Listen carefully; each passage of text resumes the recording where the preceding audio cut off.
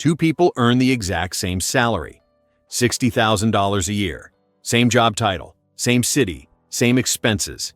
10 years later, one of them is still living paycheck to paycheck. The other one just quit their job because they don't need it anymore. What happened? Here's what nobody taught most of us growing up. There are two fundamentally different games being played with money. And most people don't even know they're playing the harder one. I spent years playing the wrong game. I thought the goal was to earn more money, get a raise, find a better job, hustle harder. And look, earning more is great, but it's only half the equation, the half that keeps you running on a treadmill. Let me explain what I mean. When you work a job, you're trading your time for money. You show up, you do the work, you get paid. Fair enough. But here's the catch. Your time is limited. There are only so many hours in a day, only so many years in your life. And if your income depends entirely on you showing up and doing things, you've basically built a machine where you are the engine. The moment you stop, the money stops. This is what most of us were taught to do. Go to school, get good grades, land a stable job, work hard for 40 years, retire. It's not bad advice. It's just incomplete advice. Because while most people are focused on earning money, a smaller group is focused on something else entirely. They're focused on acquiring assets. Now, what's an asset? This is where things get interesting and a little confusing because the word gets thrown around a lot. Your bank might call your car an asset. Your accountant might call your furniture an asset. But here's a more useful way to think about it. An asset is something that puts money in your pocket without you having to work for it. A liability is something that takes money out of your pocket. That's it. That's the distinction that changes everything. Your car? Unless you're renting it out on Turo, it's not putting money in your pocket. It's taking money out. Insurance, gas, maintenance, registration. It might be valuable. It might be necessary. But by this definition, it's a liability. Your house? This one's tricky. If you live in it and you're paying a mortgage, property taxes, and maintenance, money is flowing out. If you're renting it out and the rent covers all that plus gives you extra each month, now it's an asset. See the difference? It's not about what something is, it's about what it does. So when we say the rich work for assets, what we mean is this. Instead of just trading time for money, they use their money, or their time, or their skills, to acquire things that generate more money. And those things keep working even when they're asleep, even when they're on vacation, even when they decide to stop working entirely. Let me make this concrete. Say you earn $5,000 a month from your job. You pay your bills, buy groceries, maybe treat yourself a little. At the end of the month, you've got $300 left over. Most people do one of two things with that $300. They either spend it or they save it in a bank account earning almost nothing. But there's a third option. You could use that $300 to buy something that pays you back. For example, you could put it into an index fund, which is basically a basket of stocks that tracks the overall market. Historically, the stock market has returned around 7 to 10% per year on average over the long term. So your $300 might grow to around $330 by next year. Not life-changing. But here's the thing. Next month, you add another $300, and another, and another. After 5 years of doing this, you've contributed $18,000. But because of growth in something called compound returns, where your gains start earning their own gains, you might have $22,000 or $23,000. You didn't work extra hours for that extra $4,000 or $5,000. Your money worked for it. Now imagine you keep this up for 20 years, 30 years. The numbers get wild, not because of any magic formula. Just math and patience. This is what people mean when they talk about making your money work for you.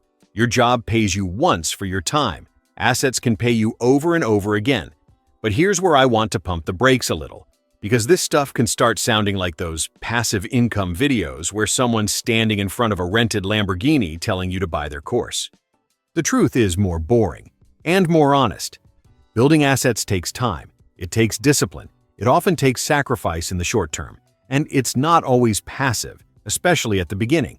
If you start a side business, that's a lot of work before it becomes an asset.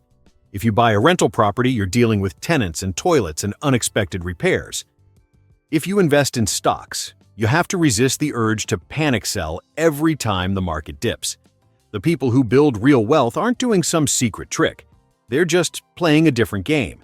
Instead of asking, "How can I earn more money?" they're asking, "How can I acquire things that earn money for me?" And here's the part that took me way too long to understand. You don't have to be rich to start. You don't need $50,000 or a trust fund or a rich uncle.